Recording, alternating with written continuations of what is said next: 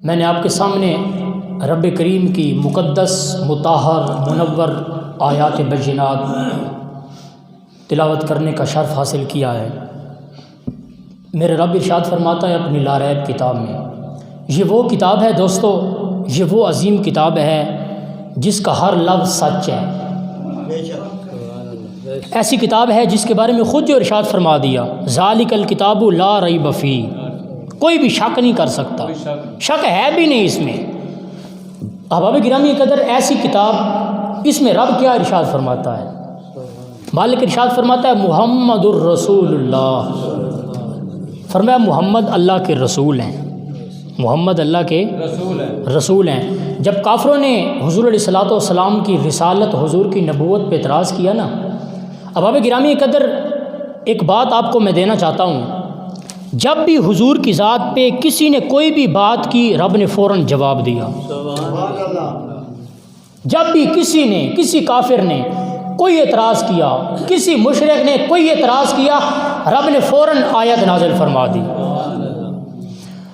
رب کے اپنے بھی دشمن بہت تھے، رب کا انکار کرنے والے بھی بہت تھے، لیکن بہت کم مقامات پہ رب کریم نے ان کو خود جواب ارشاد فرمایا۔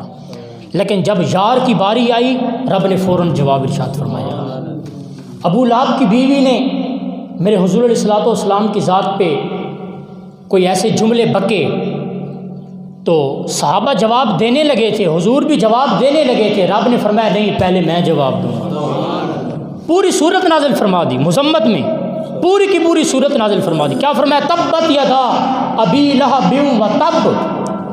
احباب گرامی قدر، شان مصطفیٰ یہ ہے، عظمت مصطفیٰ یہ ہے، میرے مصطفیٰ کی شان تو اتنی نرالی ہے کہ اگر کوئی دنیا میں میرے مصطفیٰ پہ بات کرے، زمین پہ رہ کر کرے، آسمان سے جواب آتا ہے، اور پھر آسمان پہ جواب بھی ایسا آتا ہے کہ وہ جو ہے نا پریشان ہو جاتے ہیں کہ جب رب کی طرف سے یہ آیت آ گئی ہے، اب ہم بچنے والے نہیں ہیں۔ یہ ہے شان میرے مصطفیٰ کی۔ اور پھر اس صورت میں جو رب نے ذکر کیا، یہ گستاخ رسول کی سزا ارشاد فرمائی ہے، گستاخ رسول کی جو ہے نا سزا ارشاد فرمائی ہے۔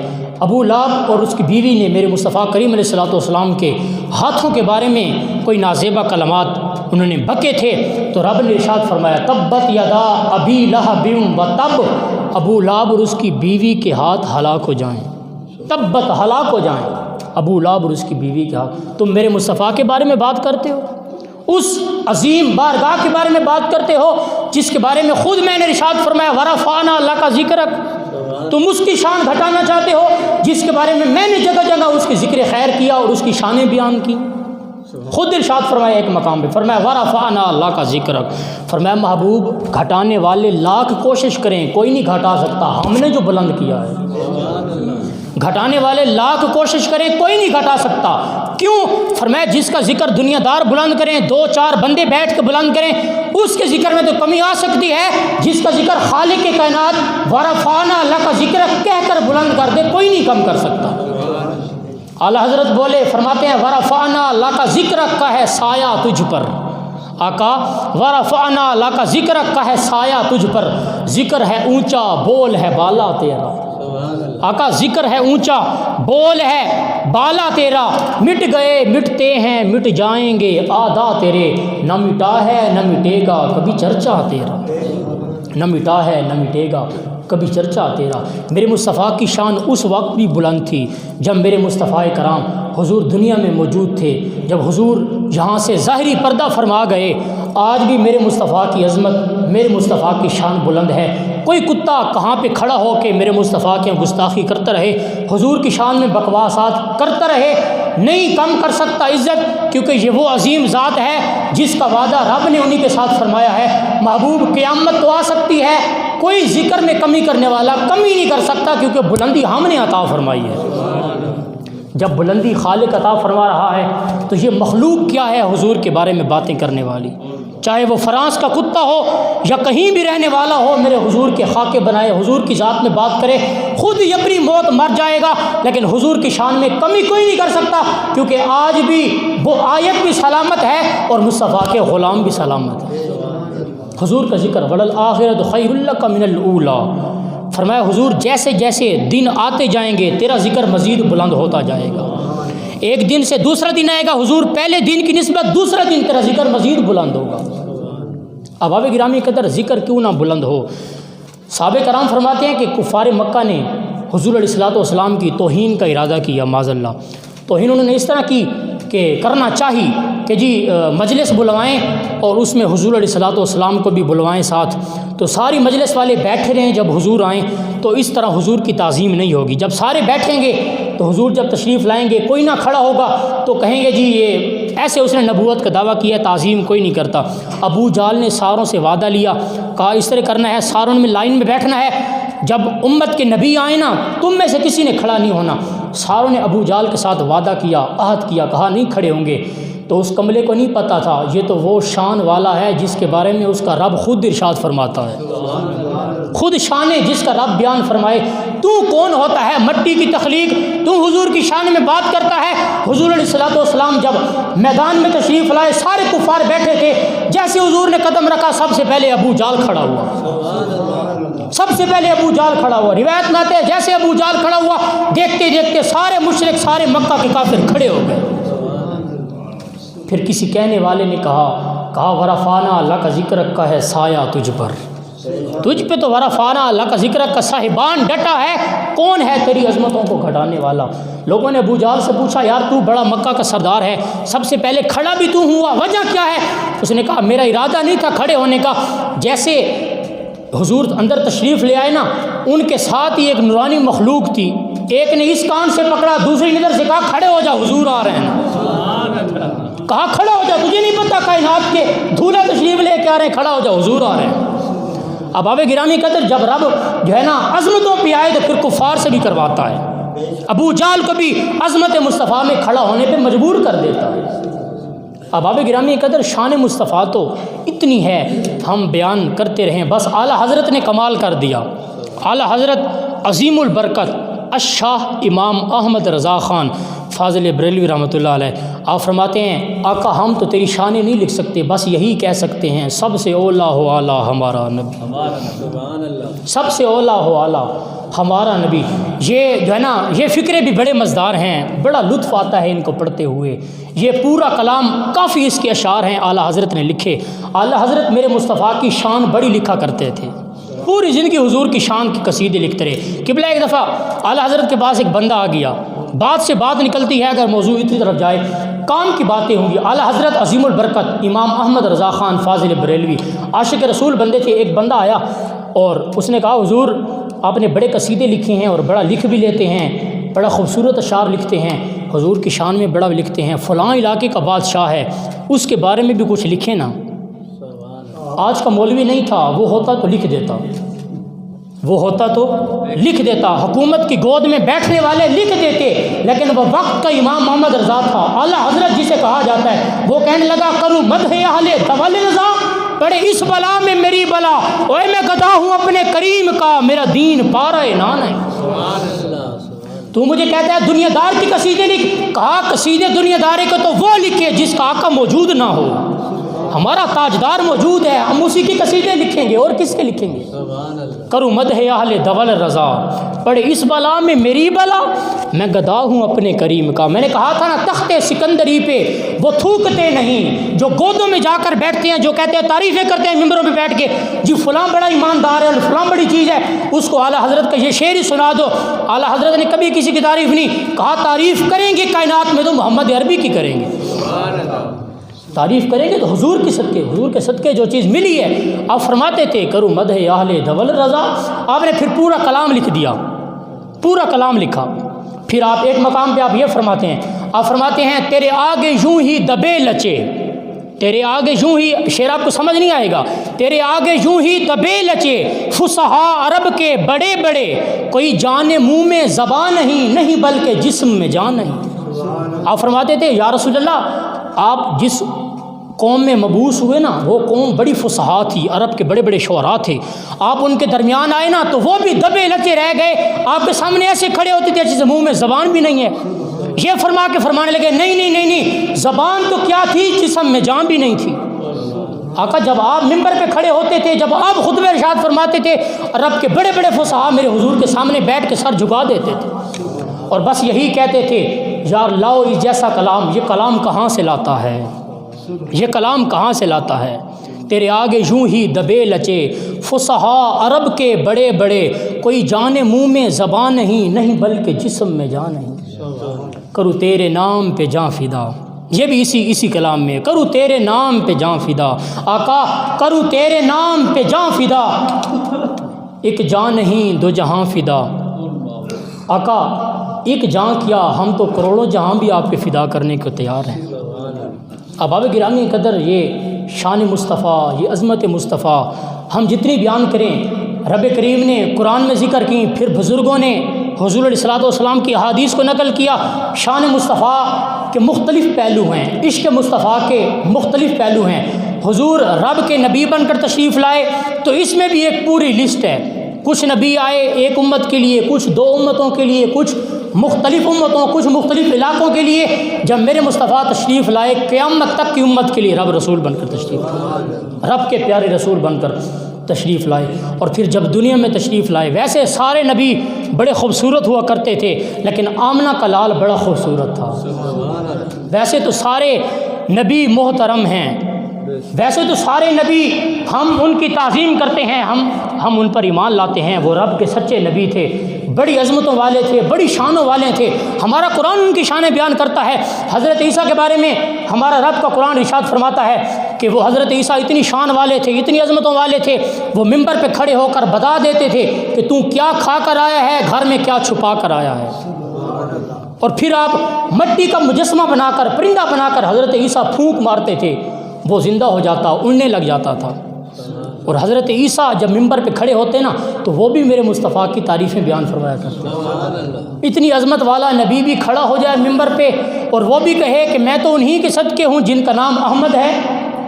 حضرت عیسیٰ شانوں والے، وہ شانوں والے کہیں کہ میں بھی انہی کا صدقہ ہوں، میں بھی انہی کے طفیل، مجھے بھی نبوت انہی کے طفیل ملی ہے جس کا نام احمد ہے، وہ میرے بعد نبی مبعوث ہوگا۔ احباب گرامی قدر، حضور علیہ الصلوۃ والسلام کی عظمت، میرے مصطفیٰ کی شان بڑی نرالی ہے۔ ہم عاشق ہیں حضور کے، ہم حضور سے محبت کرتے ہیں، اور ہمارا ایمان ایسا ایمان ہے جس کے بارے میں حضور نے ارشاد فرما دیا تھا، فرمایا صحابہ تمہیں پتہ ہے کہ تمہارے بعد میرے ایسے عاشق آئیں گے جن کا ایمان بڑا نرالا ہوگا، بڑا نرالا ہوگا۔ صحابہ کہنے لگے یا رسول اللہ ہمارا ایمان؟ فرمایا نہیں، تمہارا ایمان نہیں، تم نے تو مجھے دیکھا ہے، تم نے تو میرے معجزات کو دیکھا ہے، تم نے تو درختوں کو چلتے ہوئے دیکھا ہے، تم نے تو پٹلیوں کو سیٹ کرتے ہوئے دیکھا ہے، تم نے تو میری معجزات اور میری شانیں، میری عظمتیں، میری وجہتیں دیکھی ہیں۔ بعد میں امت میری آئے گی، ان کا ایمان بڑا عجیب ہوگا، خالی سن کر مجھ پر ایمان لائیں گے۔ احباب گرامی قدر، ہم وہ ہیں کہ ہم نے صحابہ سے سنا کہ حضور جب ممبر پہ بیٹھتے تھے تو حضور یوں ارشاد فرماتے تھے۔ ہم نے صحابہ سے سنا ہے کہ میرے مصطفیٰ سب سے بلند تھے، حضور کا چہرہ بھی نرالا تھا، حضور کے ہاتھ بھی نرالے تھے، حضور چلتے تھے تو کیسے چلتے تھے، حضور بیٹھتے تھے تو کیسے بیٹھتے تھے، حضور گفتگو فرماتے تھے تو رب کیا فرماتا تھا۔ احباب گرامی قدر، میرے مصطفیٰ کریم علیہ الصلوۃ والسلام ایک مرتبہ اپنے ممبر پہ تشریف فرما ہے۔ ایک بڑھیا میرے حضور علیہ الصلوۃ والسلام کے پاس آ کے عرض کرتی ہے یا رسول اللہ صلی اللہ تعالیٰ علیہ وآلہ وسلم، میرا جوان بیٹا ہے، یہ جوانی میں آ کر بھی بول نہیں سکا، بچپن سے اس کی یہی حالت ہے، بچپن سے یہ گنگا آ رہا ہے، بول نہیں سکتا۔ یا رسول اللہ میں فلاں علاقے سے آئی ہوں، میں نے سنا ہے یہاں پہ مشکلیں حل ہوتی ہیں، یہاں پہ مشکلیں حل ہوتی ہیں۔ آج کہا جاتا ہے در خدا پہ ہی آؤ، یار حضور کے پاس تو نابینا بھی آتے تھے، حضور کے پاس تو وہ بھی آتے تھے جن کی پنڈلی ٹوٹ گئی ہے، ان کو کسی نے نہیں بتایا تھا کسی جراح کے پاس چلے جاؤ، نہیں صحابہ تھے، ان کا یقین تھا جو کام بھی ہونا ہے در مصطفیٰ سے در خدا تک ہونا ہے، ان کے طفیل سے ہونا ہے۔ وہ گونگا جوان حضور کے سامنے پیش ہوا۔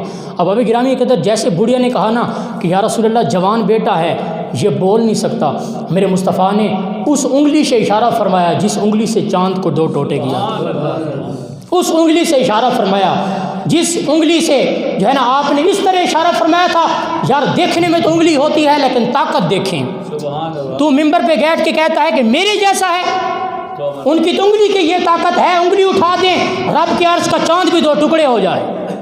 انگلی اٹھا دیں جو ہے نا سورج بھی پیچھے واپس آ جائے، انگلی اٹھا دیں اور اس طرح ہاتھ کر دیں. جمعہ کا دن تھا، حضور کے صحابہ فرماتے ہیں بارش نہیں آ رہی تھی. ایک صحابی کھڑے ہو کے عرض کرتے ہیں یا رسول اللہ قحط ہو رہا ہے، بارش نہیں آ رہی، فصلیں جا رہی ہیں، ساری چیزیں مر رہی ہیں. میرے حضور ممبر پہ کھڑے ہو کے اس طرح فرماتے ہیں، اس طرح جب ہاتھ کرتے ہیں کہا سارا سورج تھا، حضور کے ہاتھ اٹھے سارا بادل چھا گیا.